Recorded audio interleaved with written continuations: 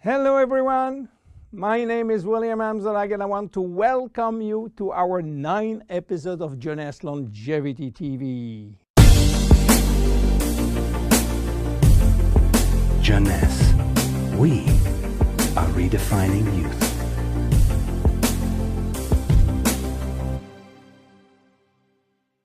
Obesity, or should I say globesity. Today, obesity is a worldwide epidemic disease. There is an outrageous eruption of a worldwide obesity even in the countries where not so long ago famine was the #1 health issue. The fatness of the world is changing rapidly, and this is very disturbing because it's going out of proportion and nobody can get any control of this new epidemic. Many children become obese and then become obese adults. The diseases associated with obesity, such as heart disease, cancer, and especially diabetes, will explode. That will mean a lot of sick people all over the world. The cost in terms of death, diseases, and money spending is just astronomical. Think about today, there is in the world about 3 billion people overweight and 800 million real obese. The cost of obesity in the United States is about $150 billion per year, which is 10% of the total US medical cost. So, what is the difference between overweight and obese? Overweight means that you gain only a few kilos above standard, from 1 to 15 kilos for adults. Above this threshold, you're considered as obese. If you wish to get more detailed information, then you have to calculate your BMI, which means your body mass index, by using the following formula: your weight in kilo divided by your height in square meters. If your BMI shows score under 18.5 per square meter, it means that you need to gain weight. You are underweight. If it is between 18.5 and 25, you are in normal standard.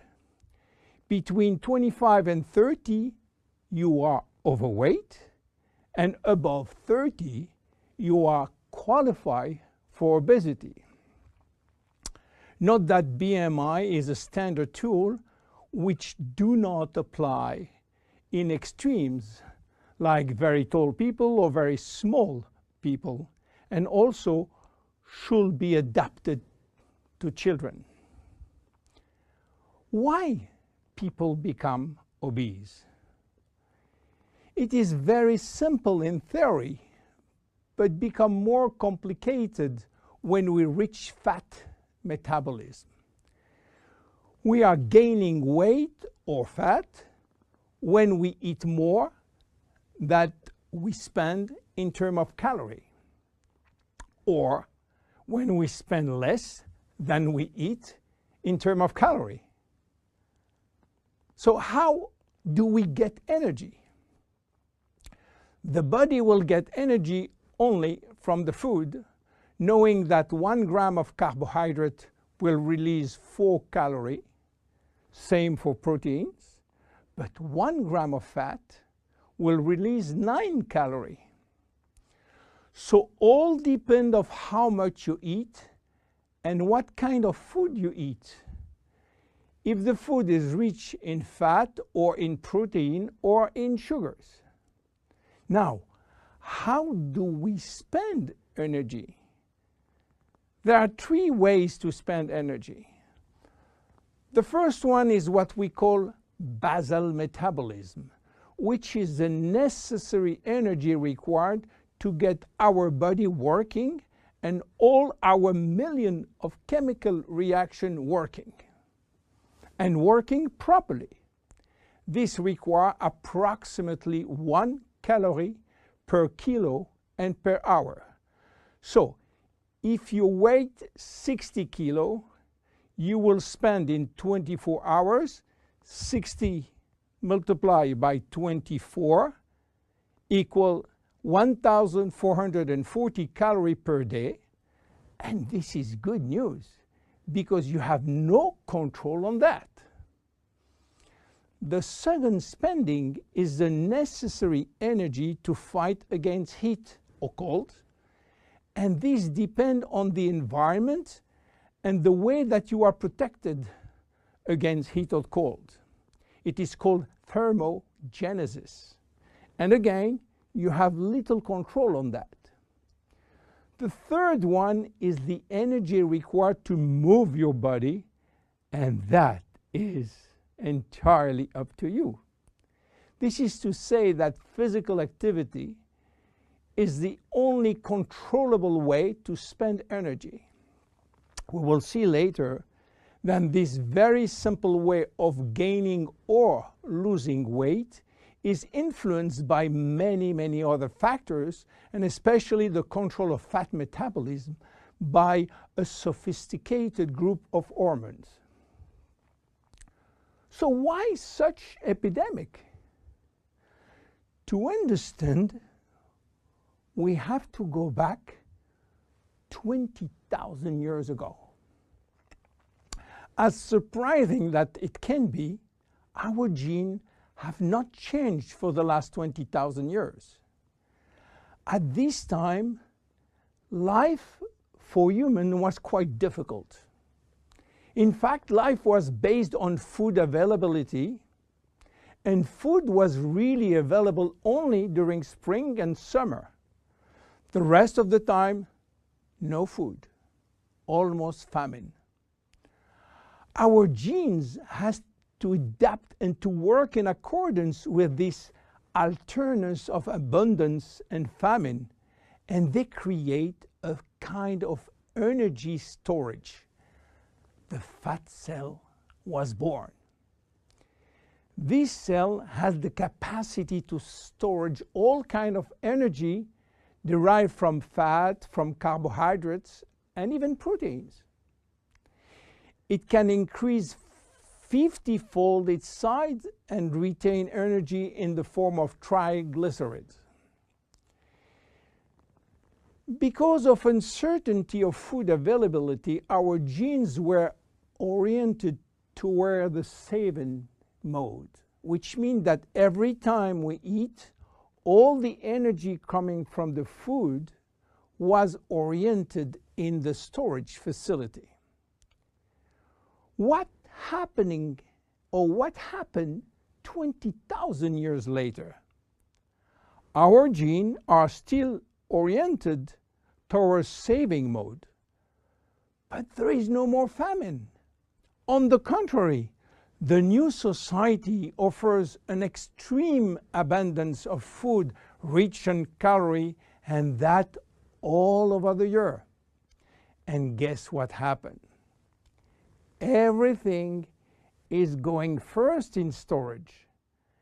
And once in storage, it is very difficult to get out. You understand now why it is very difficult today not to gain weight or fat. But there is another factor. 20,000 years ago, in order to bring food at home, men were hunting, fishing, or climbing trees to get fruits. And that was a huge energy spending mode. Today, with the new technology created for lifting heavy items or escalator or elevator, we reduce drastically our energy spending.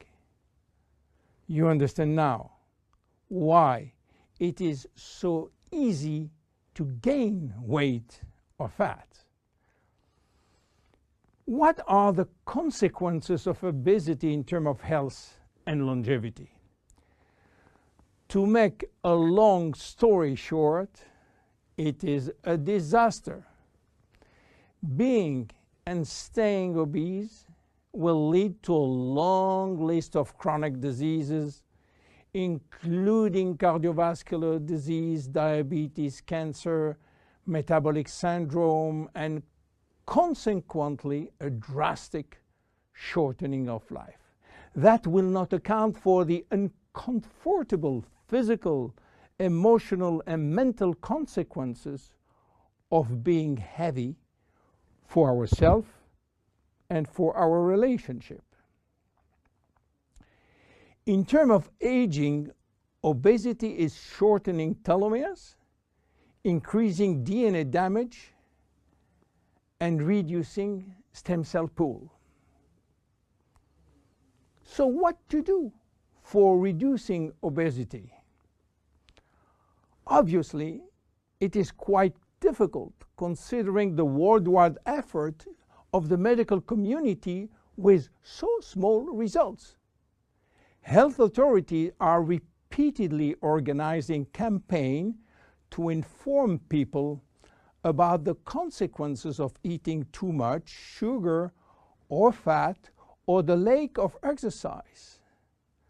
But the food industry until now do not help and still putting on the market food rich in bad sugar and bad fat. The first step is to be convinced that improving your lifestyle, which means improving your nutrition, your physical activity, managing your stress and your emotion, in order to stop impulsive eating, will be a very good action to preserve your life and your longevity. The second step will be to use specific food supplements to help managing your fat metabolism and rebuild the muscles that you lose when lacking exercise. This is why Jeunesse decided to create a new line of product specially designed to counteract craving, to help fat metabolism, and to reduce muscle loss. Be with us in our next episode dedicated to the Zen Body line. My name is William Amzalag, and I will see you on our next episode. Thank you.